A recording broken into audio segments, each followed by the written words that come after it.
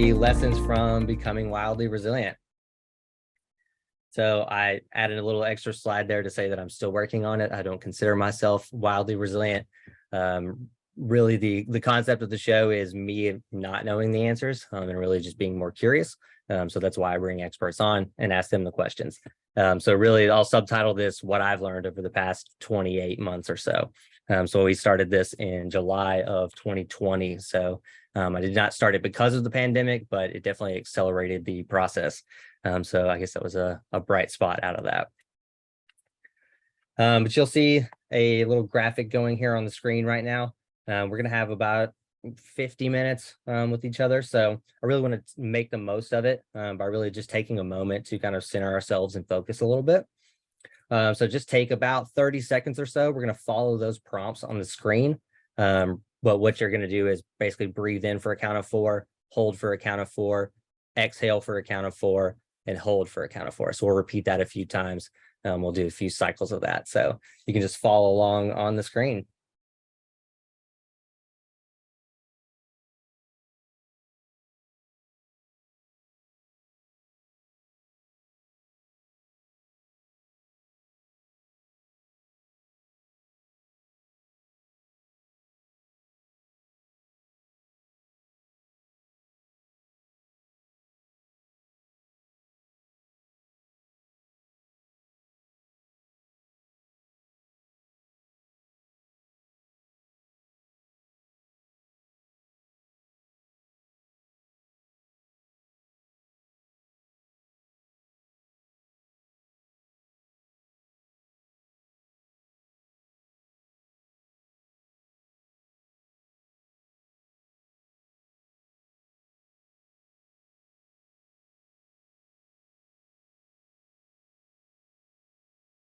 All right. So that is actually your first tool of this presentation as well. So I use this quite often when I do presentations, even if it's not this particular one. I do some sort of like centering activity typically at the beginning of each one.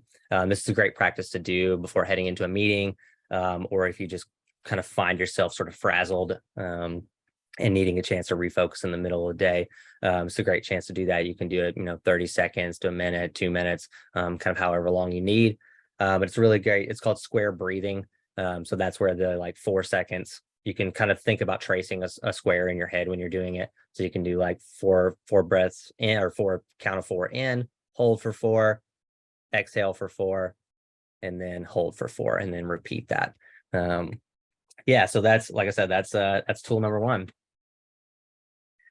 So I also normally kind of invite people to put their cell phones and tablets and computers away. Obviously, we're on Zoom together, so putting your computer away is not going to happen. And since we're not physically in a space together, I also don't know when you are or are not using your phone. So I'm actually going to invite you to use them throughout this. So this is where some of that interaction will come in.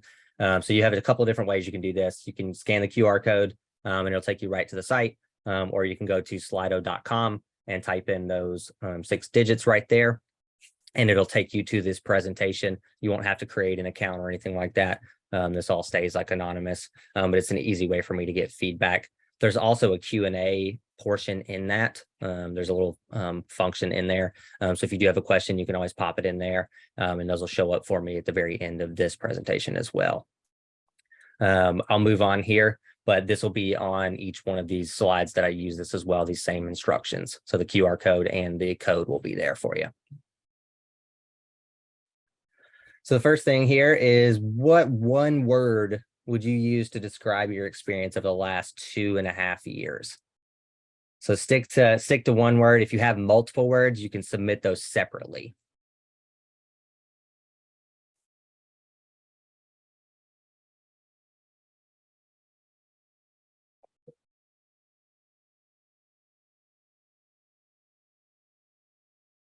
Seeing a variety of words so far. See what else keeps coming in.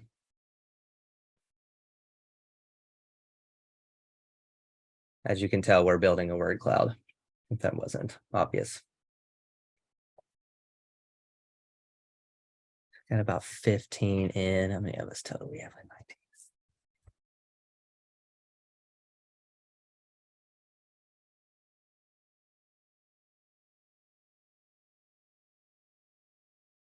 So yeah, so looks like most everyone's in now. You can see stressful and exhausting are the two most used words, not surprising.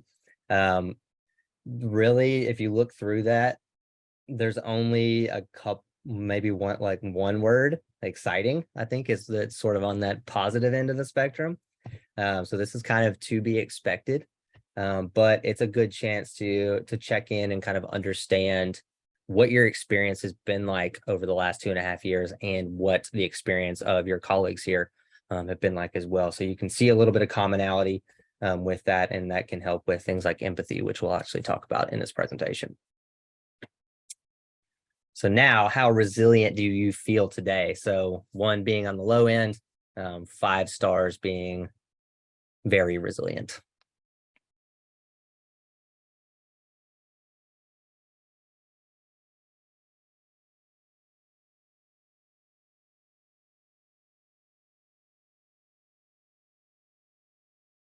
It's fun watching it jump around. You make some conclusions really quickly, and then they switch on you right after that. So we got a pretty decent bell curve almost. It's a little weighted towards the higher end, which is good. But you can see again the experiences that you all are having are varied. So really the score is that average score is about 3.5. So just over that sort of in the middle range there. But realistically, resilience is a skill. So it's something you can continue to work on, whether you are at the 5, doesn't mean there's not an area to improve. Or if you're at the 1, just means you got a little more area. You feel like you have more room to improve.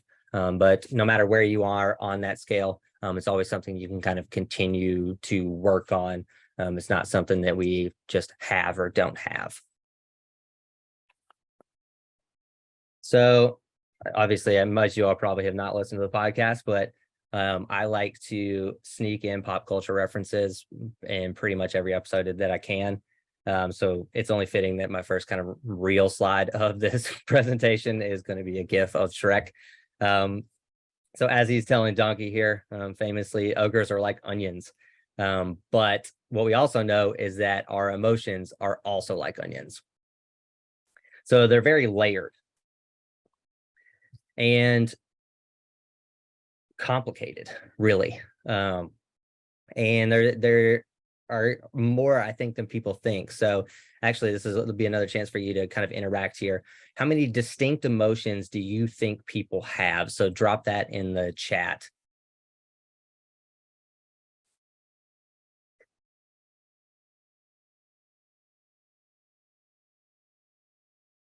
Hundreds.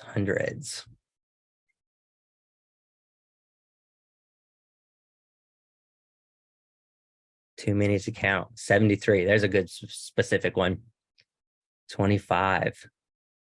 Hundreds. Y'all just cheating off each other. 20.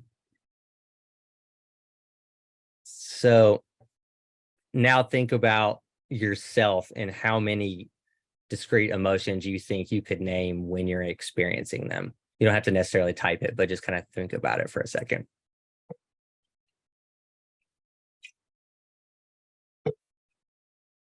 So there's some research from Brene Brown that she's actually recently put out in her Atlas of the Heart book. And basically what she found as she was doing this research on emotion were that on average, people were really only able to name 3 emotions when they were experiencing them.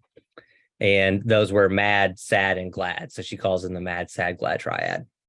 What she actually found was that there's more like 87 distinct emotions. So you'll probably see a varying number, just depending on which researcher you look at. But I thought that was pretty impactful because it's a very specific number, and she lists them all out in the book as well. She's got a couple of tools, like you could Google those, and she's got a couple of like worksheets that have all of those listed out with specific definitions to them as well.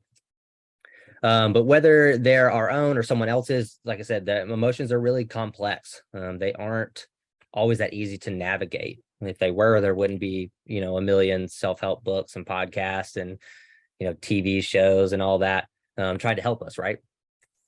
So besides not really being great at naming and understanding our own emotions, we're really not great at reading others' emotions either. So really kind of level setting, I don't expect you to walk away having it all figured out today. My hope really is that I spark some thought, curiosity, and exploration.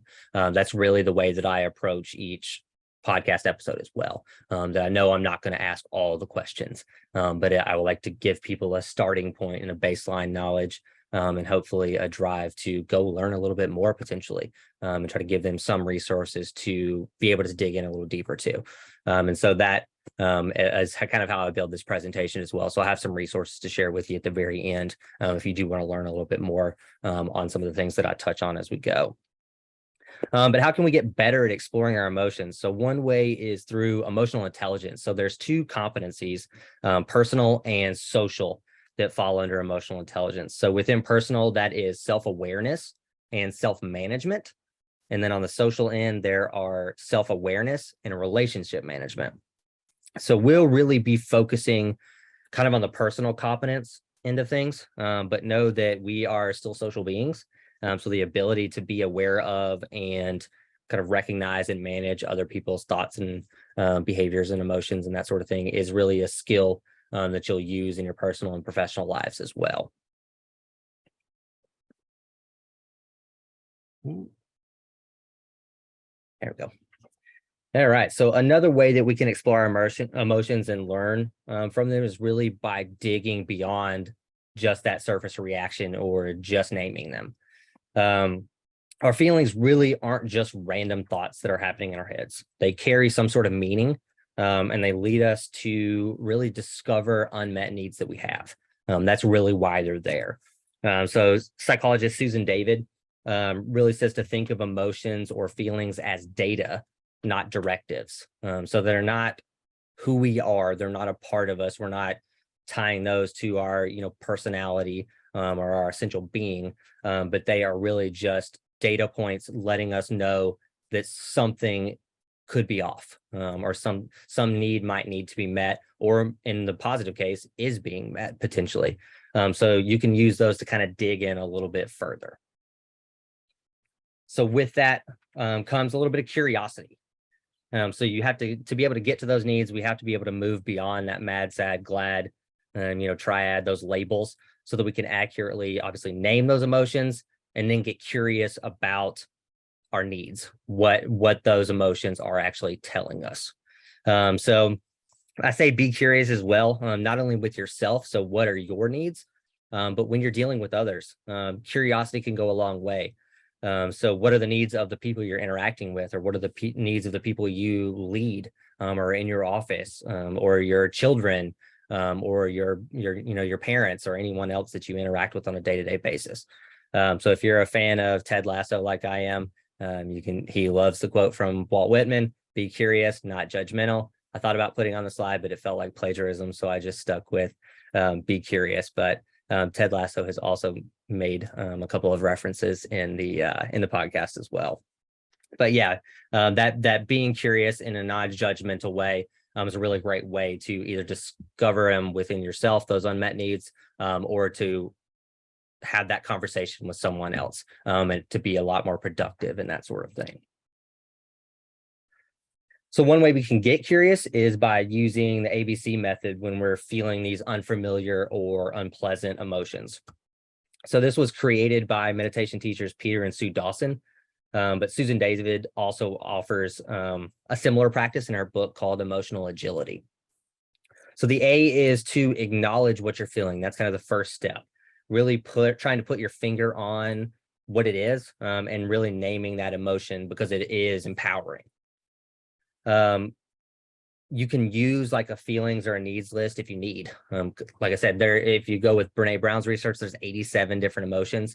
So it's hard to remember all of those. Obviously, we're not very good at it. So starting with a list is a great option. There are feelings lists, or emotions list, and then there's list of like needs.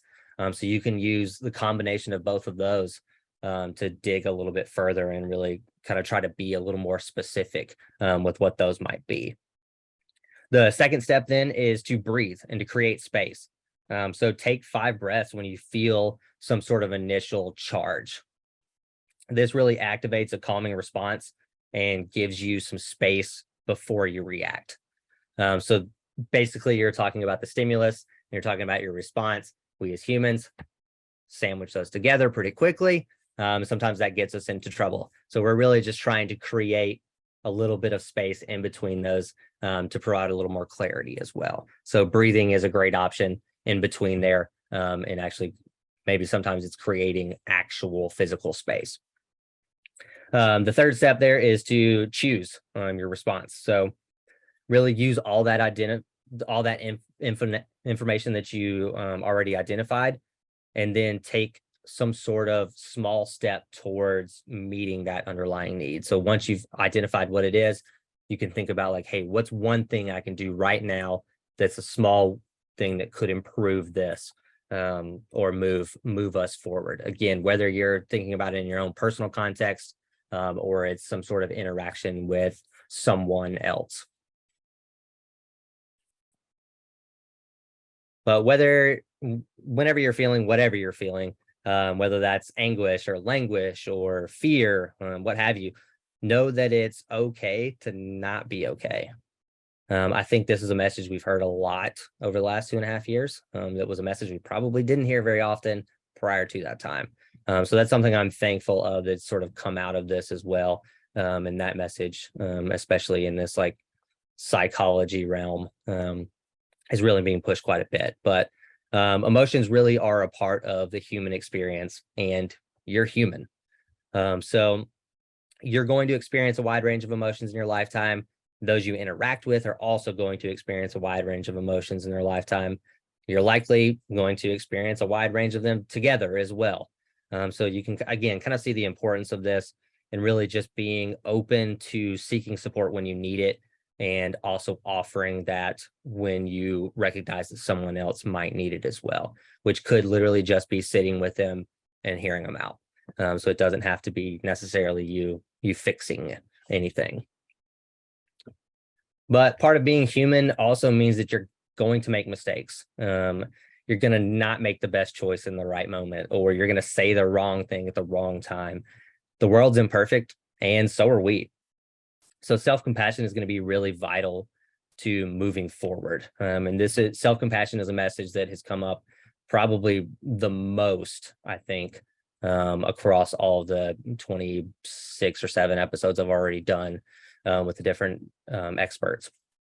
So it's kind of a foundational piece to resilience is self-compassion and that ability to move forward in a healthy, sort of positive way. So there's some great work out there from Dr. Kristen Neff on how you can give yourself more self-compassion, as well as some dedicated meditations and those types of things that you can either look up, or I've got some recommendations here at the end. But in essence, really think of self-compassion as an act of treating yourself the way that you would treat a good friend in a similar situation. So in that situation, would you berate your friend over it? Hopefully not. So really thinking about it kind of as like the reverse golden rule, and treating yourself how you would want to be treated in that situation, or how you might treat someone else in that same situation.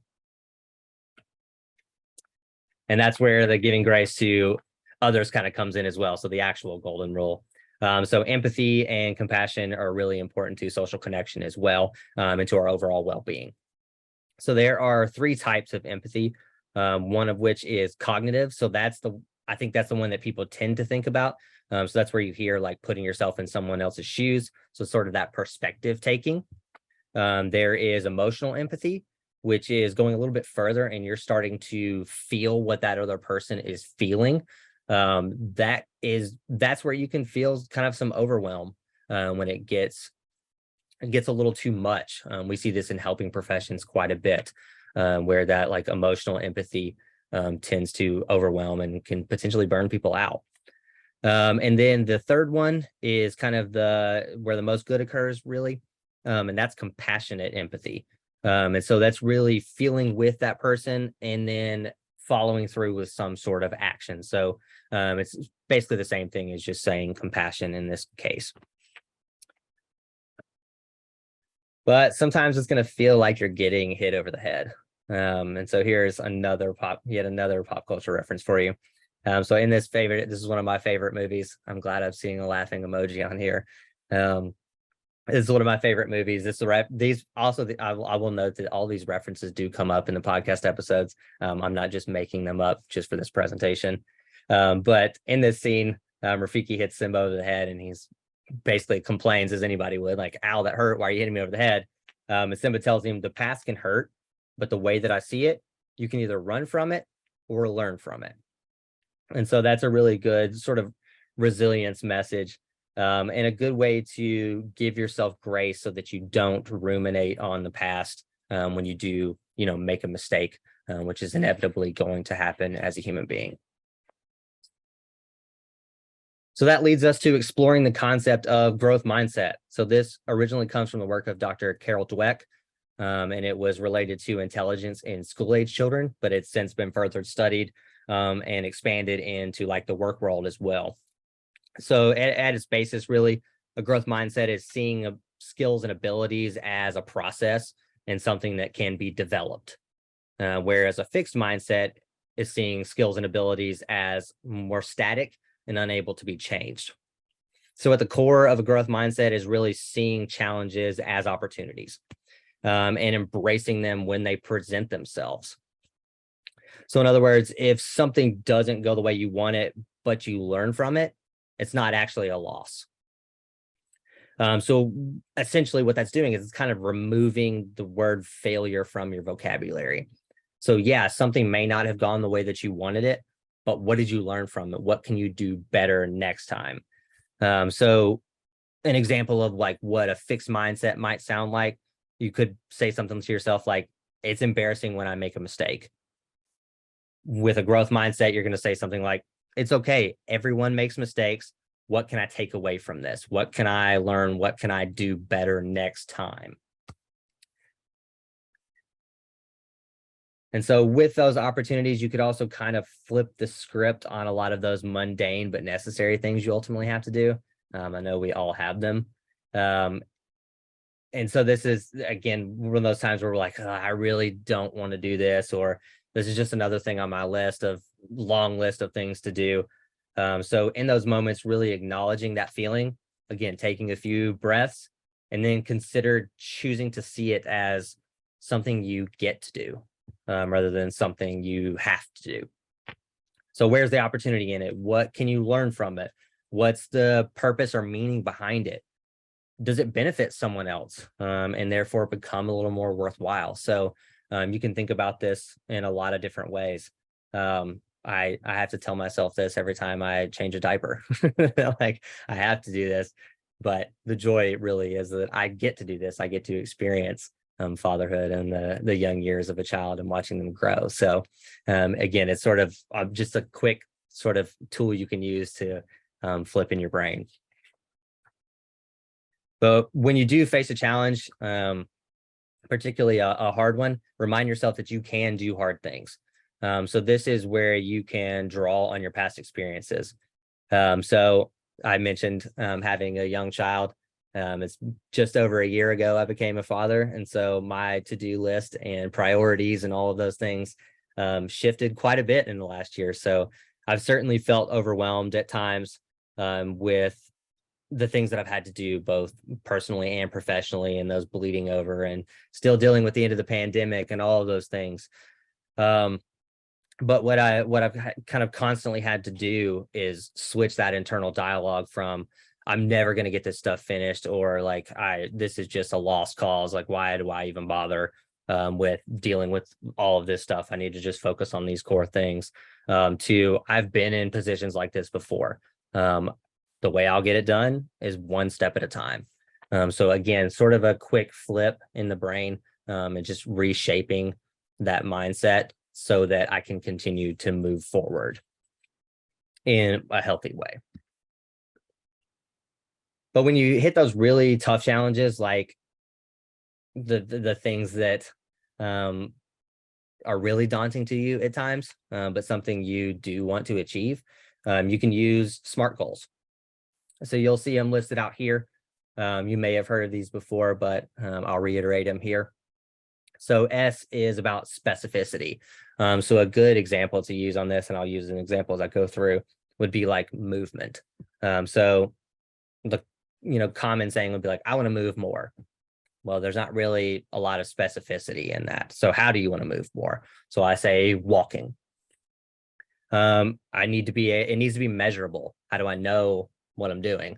Well, I can count my steps. It needs to be attainable. So is it realistic to where I am if I'm walking, 6,000 steps a day? If I say I'm going to do 12,000 a day, that's probably not realistic. I'm doubling the number of steps that I'm doing. It might be, but it might not be. So maybe something more realistic would be to say I'm going to do 8,000 steps a day rather than the 6 that I'm currently doing. Is it relevant? Is it something you even want to do? Again, do I like walking? If the answer is no, I should probably go back to the start of this and pick something else. Make it something you want to do so that you enjoy it and follow through with it, rather than forcing yourself through something that you just don't really want to do, and that sort of thing. And then the final key piece to that is putting a time frame or a time bound on it. So maybe it's in the next 2 weeks or the next month or something like that. Again, something attainable. You're making it measurable, and maybe it's relevant to whatever it is that you're doing. So I want to move more becomes I want to walk an average of 8,000 steps per day for the next 2 weeks. So it's much more specific. I can measure it. It is realistic and attainable for me. I do enjoy walking, and I'm going to do it over the next 2 weeks. And so I can assess then, did I get there at the end, but also I can use that at the start of the process to drill down into strategies that can help me get there. So maybe I set mini goals in between that of like walking so many steps by 10 a.m. and noon and 4 p.m. or something like that. So you can use that for any sort of goal that you want to go toward. So I'm going to kind of close on some ways that you can take care of yourself and others. So show of hands, maybe if you want to use the hand raise feature, or any sort of reaction on here. How many of you have put off taking care of yourself because you felt it was selfish? So if you're on screen, you can also just raise your hand.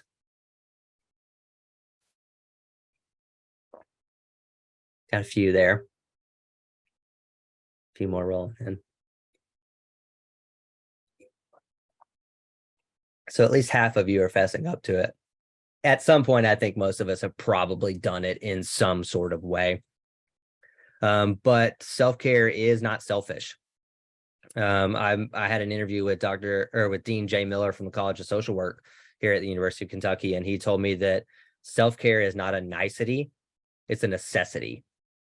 And I thought that was a really succinct way of him putting that. So you could think about self-care as an unselfish act, because you can't really be at your best when you don't recharge either. So all of us have someone that depend on us in some way. I mean, we all have jobs, we all have families and friends and all that sort of thing. So to be at our best, we have to, be recharging ourselves as well. So you can think about that kind of like as that oxygen mask example that they tell you on every plane ride that you get on. The oxygen mask drops down, you put yours on first before you help someone else. Because if you're struggling for oxygen, you're going to have a tough time helping someone else out as well. So it's a really good example of that type of concept. But your first thoughts about self-care, I'm imagining, are probably going to things like, regular massages, silent yoga retreats, and bubble baths. These are the things that are sold to you more often, or maybe potentially be misleading. There's a whole category of those types of things. Self-care is big business right now.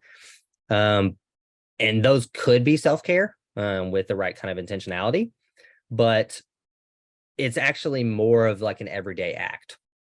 So it comes in a lot of small moments, things like going outside for a few minutes for some fresh air. I did that literally right before this presentation. I just went outside and I did like a 5-minute meditation outside, just to center myself and prepare. So that was an act of self-care.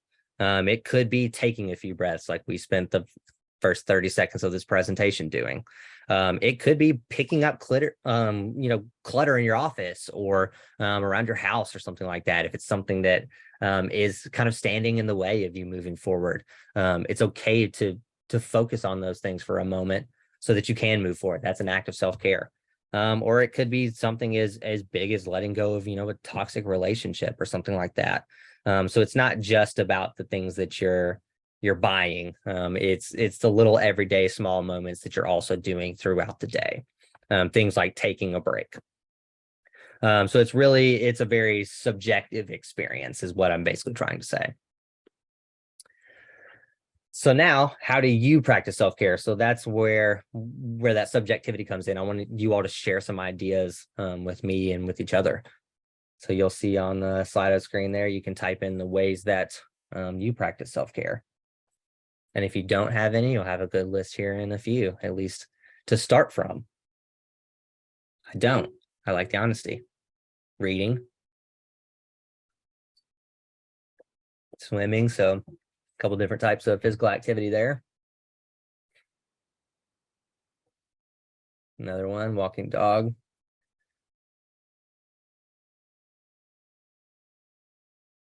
Food and treats.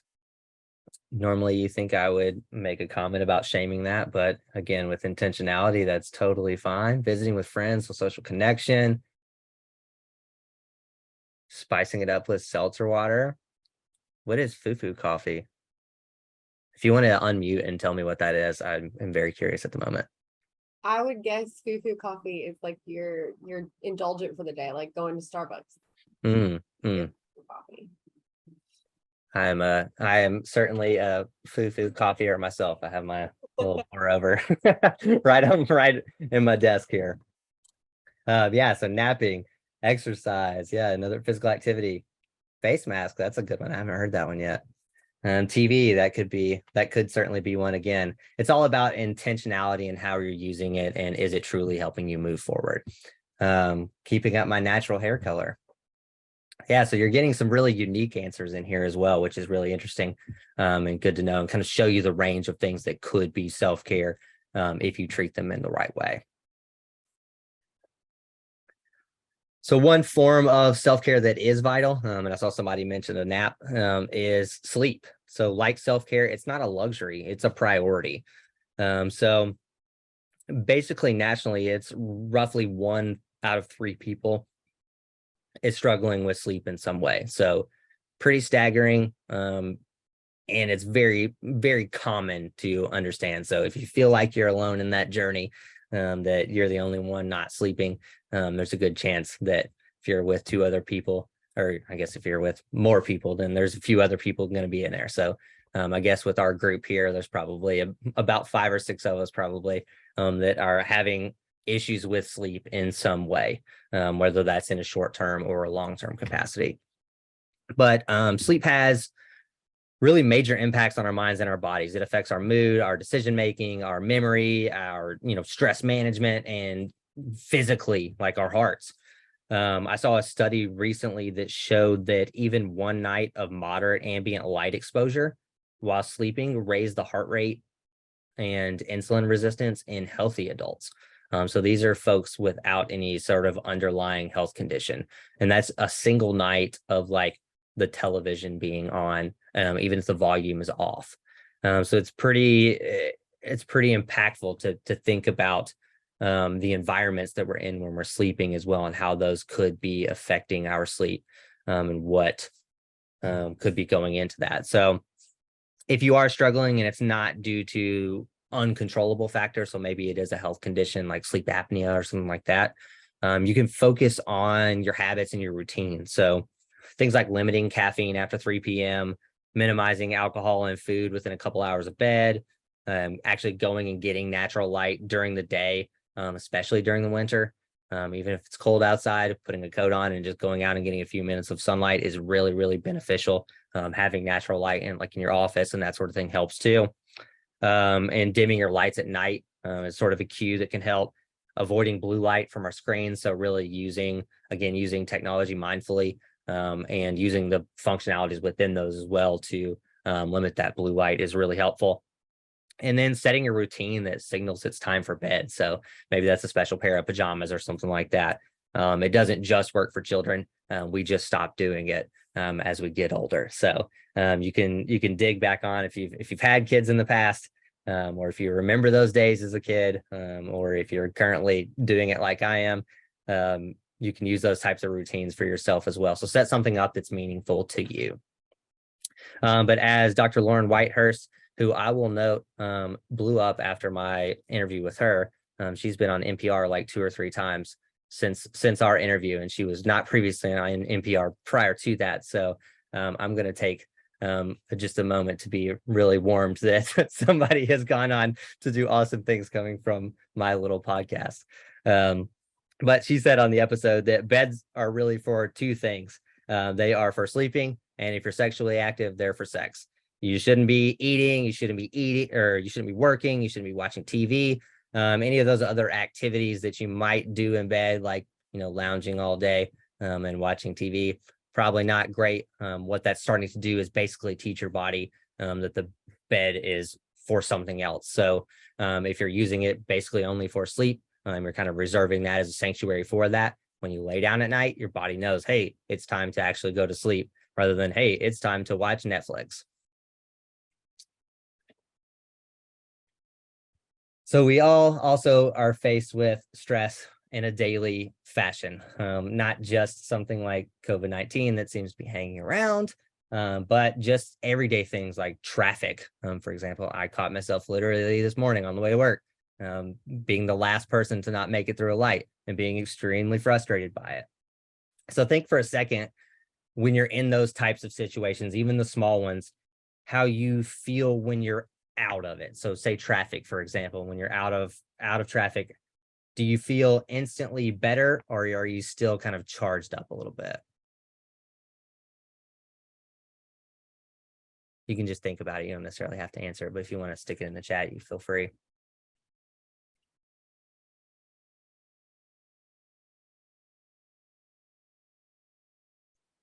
So really, stress is a natural body response to facing a stressor. In this case, traffic, or maybe a last minute assignment, or a 4-hour meeting right before you're leading this meeting, right, Megan?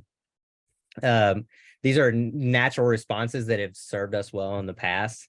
But kind of in modern times, it seems to charge us up for sort of seemingly small things. Our body isn't that great at releasing stress after the threat of a stressor is gone. Our bodies and minds are then left to deal with that fallout when we're not releasing that stress. So it's basically like this pent up energy that essentially needs to be released, sometimes literally. So another way, this is tool number 4 here. This is based on the work from Doctors Emily and Amelia Nagoski. They have a book called Burnout that details completing the stress cycle. And they've identified 6 ways to kind of clear that out and actually close out that stress cycle. So the first one is to move your body. Any movement counts. Anything that, again, is you're moving and it's something that you value, do it. That's a great way to close the stress cycle. Creativity is the second one. So that's really just doing something that you enjoy. So could be playing music or writing or drawing or painting or whatever form creativity takes for you. The third one is to laugh. So there's a good chance to queue up those YouTube videos or TikTok videos or something that always seem to crack you up. Or in my case, going to like an episode of New Girl called Menzies that I find hilarious. And if I'm in a especially bad place and I really need to pick me up, I probably go watch that one. So I'll probably watch it like 15 times. I'm surprised I can't just quote the whole thing at this point. But laughter is a great way to clear that out. Really good physically and emotionally for us. Sometimes you need to cry though, and that's okay too, to really let that out. It's another way that you can close out the stress cycle. Physical affection is the 5th way. So this is getting some form of affection. So it could be with like an intimate partner. So that may be like a 6-second kiss or something like that. The 20-second hug is a really good one. That's one that I've personally used. It's actually come up with a couple of different guests as well. as strategies that they recommend. So it's been funny that that's come up a couple of different times. That's something that my wife and I started doing in the pandemic. We like started days with 20-second hugs. So we started off kind of on a good foot, especially when you wake up with a little bit of that, anxiety of what's to come for the day. Or it could be, things like petting an animal or something like that too. So any sort of like physical affection is really good for us. And then the last one is to breathe. We talked about this one quite a bit as well. So just spending a minute or two, just focusing on your breath, even if it's not some sort of formalized practice, just noticing the inhales and the exhales. We talked about square breathing, which is really even around. Another trick that you can do if you really need a calming response in a quick way, you can make your exhales longer than your inhales, and that tends to elicit that calming response in your body. But you can use these 6 here to really create a list of your own. So these are the categories, but find the things that resonate with you, and you can literally keep a physical list if you find it helpful. So Ferris Bueller's Day Off, life moves pretty fast. If you don't stop and look around once in a while, you could miss it. So classic John Hughes there. What that really means is to slow down, stop and smell the roses, sometimes literally. So hustle culture really kind of pressures us into always being on the go and doing more, whether that's in our personal or professional lives sometimes. And that can get pretty stressful and tiring at times. So you can see this manifest in that movie as well with Cameron, for example, where he's physically sick from stress, basically, in that movie, whereas Ferris has kind of the opposite, and he's pulling him out of this and taking him on a tour of the city in the middle of a school day. So that's, again, sort of John Hughes was onto something back basically in the 80s when that movie came out. So a good kind of visual example to think about when it comes to kind of slowing down and enjoying life and being in that moment. But at its core, again, it's really about just being present and fully engaged in whatever it is that you're doing. So basically not treating life like social media. So what I mean by that is you're continually scrolling, you're never stopping and enjoying the post that's in front of you before you're moving on to the next one, or just even thinking about the next one and not really processing the one that's right there in front of you. So again, intentionality is key to this. That's a key piece of mindfulness. So removing any sort of distractions and then focusing on something you enjoy is really positive. So that may mean doing nothing. As Winnie the Pooh says, doing nothing often leads to the very best of something. Again, that was written like in the 30s. So this is not necessarily a new concept, but there are times that we think that we shouldn't be doing things like that when they actually are very valuable to our well-being. So a cornerstone of positive psychology is gratitude. So practicing gratitude is incredibly powerful, both physically and mentally. So it helps us be happier, more connected, and like I said, physically healthier. We did a gratitude challenge back over the spanned over the new year, and I was shocked at the response that we got, because we've done challenges and things in the past where they get good numbers, but we don't always know if it resonates with people. But the feedback that we got afterward and the way that people were sharing in the chat function of our challenge, just all of the different things that they were grateful for in their life, it's one of the most impactful things that I've ever done professionally, for sure. And I was really kind of heartened by it. But to start, you can really just in day-to-day moments, really just kind of noting the people and things that you find joy in, and that you're grateful for in that moment. It's not to say that everything is always awesome and we're going this toxic positivity route. Gratitude is more about acknowledging that something may suck, but there are still good things that are happening. And I think you kind of saw that messaging a lot of times in COVID-19 as well. It's like, yes, this is a reality that we're in that's not great, and we need to move past some of these things. But hey, I've got more time with my kids right now than I previously have, or things like that. Or I've got more time to focus on self-care or something like that. So there are kind of micro examples of that you can find throughout your day and the things that are meaningful to you.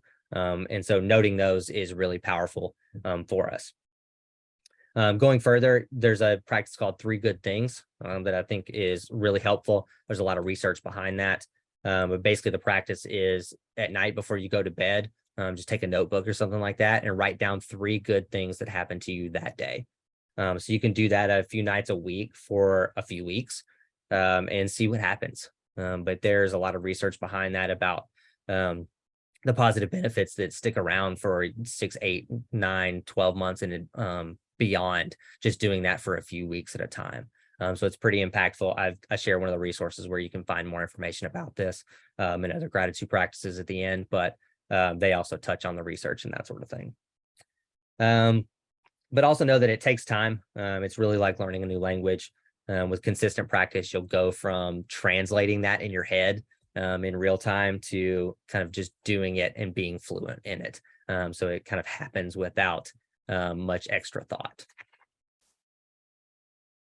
So the last thing that I have is that fun is not frivolous. So in my bio, she mentioned fun. That's been sort of my personal crusade at work, is to try to inject more fun where we can.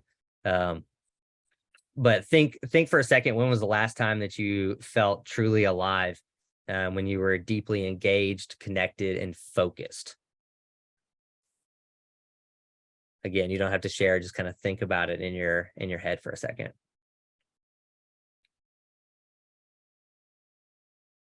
Does it feel like it's been a while? Do you even know? Maybe it was yesterday, or maybe it was last week. It was recently, but if it has been a while, don't beat yourself up over it. It's okay. You actually know now. You've thought about it. And so now you can actually move forward. So much like the broader idea of self-care, you may be thinking, yeah, right, fun's kind of the first thing to go when I've got a really long list of to-dos, but it really shouldn't be. It should be part of your to-dos because like gratitude, it is transformative to our well-being. So if I've gotten you to that point, you're like, okay, I'll hear you out a little bit more. Your second thought's probably like, okay, sure, but like what actually is fun? So author Catherine Price recently wrote a book called The Power of Fun, How to Feel Alive Again. And in it, she describes true fun, which is the magical confluence of playfulness, connection, and flow. So the definition is universal, but the experience is very subjective as well. So I actually found this book so inspiring and useful that I built an entire campaign back in the spring around this concept. And I actually dedicated 3 episodes to it by diving into playfulness, connection, and flow individually. But playfulness is a spirit of lightheartedness and freedom of doing an activity just for the sake of doing it, not caring too much about the outcome.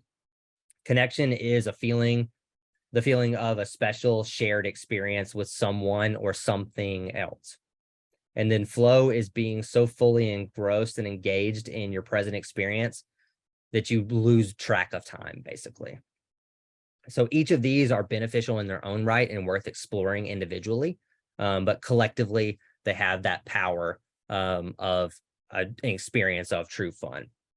And then by exploring any of these individually, you're also giving yourself a better opportunity to experience true fun and those things coming together.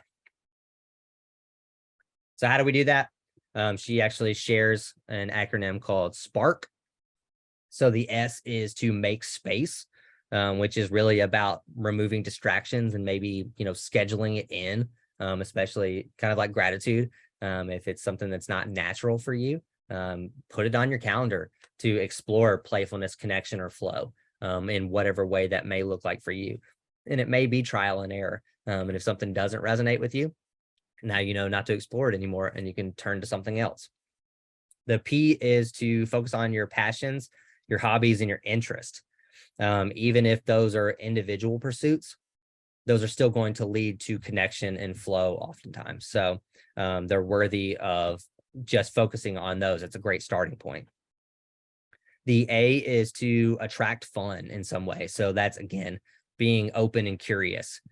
It's really about identifying what factors are and are not likely to be fun for you so that you can continue to explore those. So she shares those in the book. She actually has a quiz for that as well. The R is to rebel against things like tradition or expectation. So basically finding some joy in something being different or new. And then the K is to treat it like exercise or any other goal. Really, practice makes perfect. So sticking with it over time.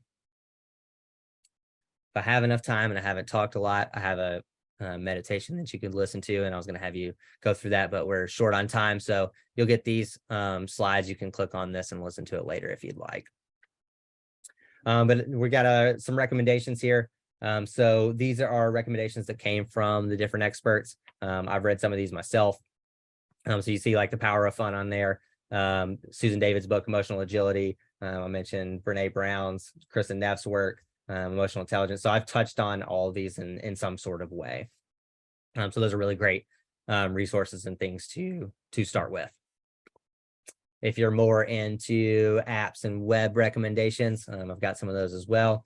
Everyone seems to know Calm and Headspace. They're the ones that market the most. I actually have subscriptions to both of those. I'm not paying like $60 a month to do mindfulness. I've gotten one for free from work, and I got another one I had from my student days. But I actually like both of them for different reasons, but you can do trials on them and see which one you like better. They're really good. I think I get a lot of value out of them. And I use the Headspace one literally before I walked into this presentation. If you don't want to pay for one, Insight Timer is a really great one. I think Kristen Neff actually has something to do with that as well. It's a nonprofit, and they have a lot of different meditations and things like that on there as well. Sleep Cycle is a great way to track your sleep if you're curious about that. And then Greater Good magazine is where you can learn more about positive psychology and that type of thing. That's where you can find things like the 3 Good Things research and that sort of thing. And then podcast recommendations. So quite a few on here. Brene Brown's podcast is really great. She just started that back up. She took like a 6-month hiatus. So that's a really great one. The Greater Good Science Center, who I mentioned on the previous page, they have a podcast called The Science of Happiness. Those are like 20, 30-minute episodes, and they focus on a single practice in each one. So that one's really helpful. Happiness Lab's a really good one. Radio Headspace, if you want something like in the morning that's only about 5 minutes long and you want to focus on mindfulness and a specific topic and how it relates, that's a great podcast for that to subscribe to. And then there's a couple over here about things like anxiety